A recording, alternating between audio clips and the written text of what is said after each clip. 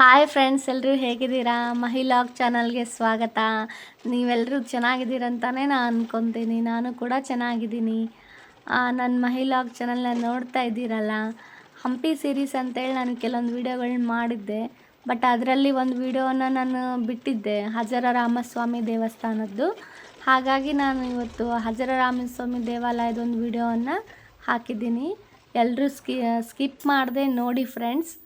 ದಯವಿಟ್ಟು ನಂಗೆ ಸಪೋರ್ಟ್ ಮಾಡಿ. ಇದೇ ಹಜಾರ ರಾಮಸ್ವಾಮಿ ದೇವಸ್ಥಾನ. ಹೆಸರೇ ಹೇಳುವಂತೆ ಹಜಾರ ಎಂದರೆ ಸಾವಿರ ಎಂದರ್ಥ. ಸಾವಿರ ರಾಮಾಯಣದ ಚಿತ್ರಗಳ ಒಂದು ಕೆತ್ತನೆ ಇರುವ ದೇವಸ್ಥಾನವೇ ಈ ಹಜಾರ ರಾಮಸ್ವಾಮಿ ದೇವಸ್ಥಾನ. ಇಲ್ಲಿ ದೇವಸ್ಥಾನದ ಒಳಗೆ ಹೊರಗಡೆ ಗೋಡೆಗಳ ಮೇಲೆಲ್ಲ ರಾಮಾಯಣದ ಚಿತ್ರಗಳನ್ನು ಕೆತ್ತಲಾಗಿದೆ ಫ್ರೆಂಡ್ಸ್. ನನಗಂತೂ ಈ ದೇವಸ್ಥಾನ ನೋಡಿ ತುಂಬ ಖುಷಿ ಆಯಿತು.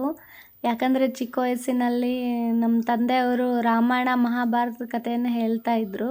ಅದನ್ನು ಕೇಳ್ಕೊಂಡೇ ಬೆಳೆದಿದ್ದೀವಿ. ಸೊ ಆ ಕಥೆಗಳನ್ನೆಲ್ಲ ನೆನಪಿಸೋ ಕೆತ್ತನೆಗಳೆಲ್ಲ ಈ ದೇವಸ್ಥಾನದಲ್ಲಿದ್ದಾವೆ ಫ್ರೆಂಡ್ಸ್. ನೋಡ್ತಿದ್ದೀರಲ್ಲ, ವಿಷ್ಣುವಿನ ಅವತಾರಗಳಾಯಿತು, ರಾಮನ ಬಗ್ಗೆ ಆಯಿತು, ಆಂಜನೇಯ ಸ್ವಾಮಿ ಬಗ್ಗೆ ಆಯಿತು, ಎಲ್ಲ ಒಂದು ಕೆತ್ತನೆಗಳು ಇಲ್ಲಿದ್ದಾವೆ ಫ್ರೆಂಡ್ಸ್. ರಾಮಾಯಣದ ಒಟ್ಟಾರೆ ಎಲ್ಲ ಕಥೆಗಳನ್ನು ಒಂದು ಚಿತ್ರಗಳ ರೂಪದಲ್ಲಿ ಕೆತ್ತನೆ ಮಾಡಿದ್ದಾರೆ. ಇದು ನಿರ್ಮಾಣವಾಗಿದ್ದು 15ನೇ ಶತಮಾನದಲ್ಲಿ. ಇದನ್ನು ವಾಸ್ತು ಪ್ರಕಾರನೇ ಕಟ್ಟಲಾಗಿದೆ ಫ್ರೆಂಡ್ಸ್. ಪೂರ್ವಕ್ಕೆ ಬಾಗಿಲು, ಇನ್ನೊಂದು ಉತ್ತರಾಭಿಮುಖವಾಗಿ ಇನ್ನೊಂದು ಬಾಗಿಲು ಸಹ ಇದೆ ಫ್ರೆಂಡ್ಸ್. ಇದರಲ್ಲಿ ಅದ್ಭುತವಾದ ಚಿತ್ರಗಳಿವೆ, ನೋಡ್ತಾ ಇದ್ದೀರಲ್ಲ. 15 ಮತ್ತು 16ನೇ ಶತಮಾನದಲ್ಲಿ ವೈಭವವಾದ ಒಂದು ದಸರಾ ನಡೀತಾ ಇತ್ತಲ್ಲ, ಮೈಸೂರು ದಸರಾ.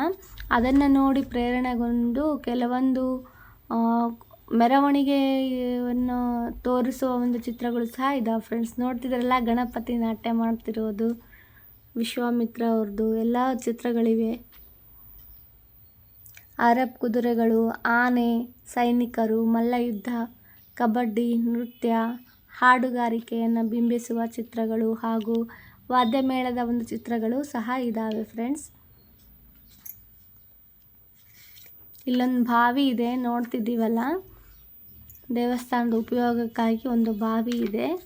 ಪೂಜೆ ಪುನಸ್ಕಾರ, ಅಡಿಗೆ ಎಲ್ಲ ಮಾಡಲಿಕ್ಕೆ, ಶುಚಿ ಮಾಡಲಿಕ್ಕೆ ನೀರಿನ ಅವಶ್ಯಕತೆ ಇರುತ್ತಲ್ಲ, ಹಾಗಾಗಿ ಇವರು ಬಾವಿಯೊಂದನ್ನು ಮಾಡಿಕೊಂಡಿದ್ದಾರೆ.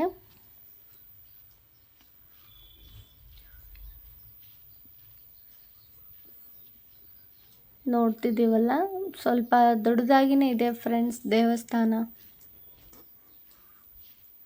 ಭಾಳ ಟೈಮ್ ಇಟ್ಕೊಂಡು ಬರಬೇಕು ಇಲ್ಲಿ ಹಂಪಿ ನೋಡಬೇಕಂದ್ರೆ. ನಾವು ಅವಸರದಲ್ಲಿ ಬಂದರೆ ಆಗಲ್ಲ. ಯಾಕಂದರೆ ಅಷ್ಟೊಂದು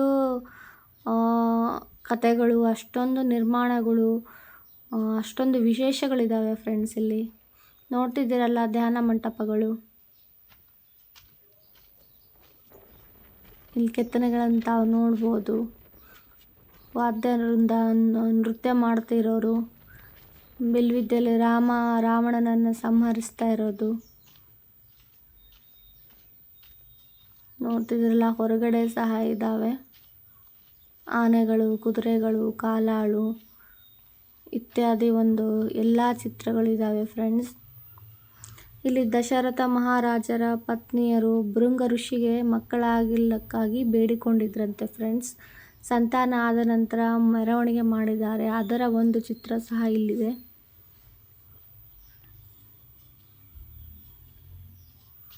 ರಾಮ ಲಕ್ಷ್ಮಣರಿಗೆ ಬಿಲ್ವಿದ್ಯೆಯನ್ನು ಕಲಿಸುವ ಒಂದು ಚಿತ್ರ ಸಹ ಇಲ್ಲಿದ್ದಾವೆ.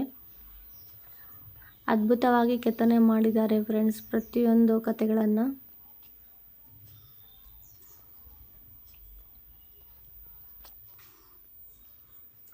ನೋಡ್ತಿದ್ರಲ್ಲ, ಕಲ್ಲಿನ ಮೇಲೆ ಕಲ್ಲನ್ನು ಜೋಡಣೆ ಮಾಡಿದ್ದಾರೆ.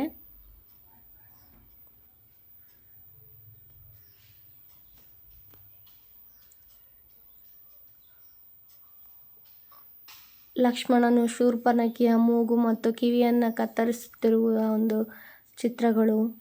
ಆಮೇಲೆ ಹನುಮಂತನೇ ಆಂಜನೇಯ ಸ್ವಾಮಿಯು ಸೀತಾಮಾತೆಯ ಹತ್ತಿರ ಬಂದು ಉಂಗುರವನ್ನು ನೀಡುತ್ತಿರುವುದು, ಅಶೋಕವನದಲ್ಲಿ ಭೇಟಿಯಾಗುವುದು, ರಾಮನ ಬಗ್ಗೆ ತಿಳಿಸುವ, ಇಲ್ಲಿ ನೋಡ್ತಿದ್ರಲ್ಲ ಉಂಗುರವನ್ನು ಕೊಡುವ ಚಿತ್ರ ಇದೆ ನೋಡಿ ಫ್ರೆಂಡ್ಸ್. ಆಂಜನೇಯ ಸ್ವಾಮಿ ಅಶೋಕ ಮಾತೆ ಅಶೋಕವನದಲ್ಲಿರುವ ಸೀತೆಗೆ ಉಂಗುರವನ್ನು ಕೊಡುವ ಒಂದು ಕೆತ್ತನೆ. ಆಮೇಲೆ ಸೀತಾರಾಮ ಪಟ್ಟಾಭಿಷೇಕ, ವಿಷ್ಣುವಿನ ಮತ್ತು ಅನಂತ ಪದ್ಮನಾಭನ ಶಿಲ್ಪ ಕೆತ್ತನೆ ಇದೆ ಫ್ರೆಂಡ್ಸ್. ಹಾಗೂ ರಾಮ ಲಕ್ಷ್ಮಣರು ಹೋಗುವಾಗ ಪಾದಸ್ಪರ್ಶದಿಂದ ದಾರಿಲಿ ಹೋಗುವಾಗ ಅವರ ಒಂದು ಪಾದಸ್ಪರ್ಶದಿಂದ ಅಹಲ್ಯೆಗೆ ಶಾಪ ಮುಕ್ತಳಾಗಿ ಕಲ್ಲಿನಿಂದ ಹೊರಬರುತ್ತಾಳೆ, ಅದರ ಒಂದು ಕೆತ್ತನೆಯೂ ಇಲ್ಲಿದೆ. ಹಾಗೂ ಸೀತಾಮಾತೆಯು ಅಶೋಕವನದಲ್ಲಿದ್ದಾಗ ರಾವಣ ಲಂಕೆಗೆ ಬೆಂಕಿ ಹಚ್ಚಿ ಅಶೋಕವನದಲ್ಲಿರುವ ಸೀತೆಯನ್ನು ಭೇಟಿ ಮಾಡಿ ಬಂದ ಆಂಜನೇಯನ ಕಥೆಗಳು ಸಹ ಇದ್ದಾವೆ ಫ್ರೆಂಡ್ಸ್. ನೋಡಿದ್ರಲ್ಲ ಎಲ್ಲವೂ ಹೇಗಿದ್ದಾವೆ ಅಂತೇಳಿ ಕಮೆಂಟ್ ಬಾಕ್ಸಲ್ಲಿ ತಿಳಿಸಿ, ಲೈಕ್ ಕೊಡಿ, ಸಬ್ಸ್ಕ್ರೈಬ್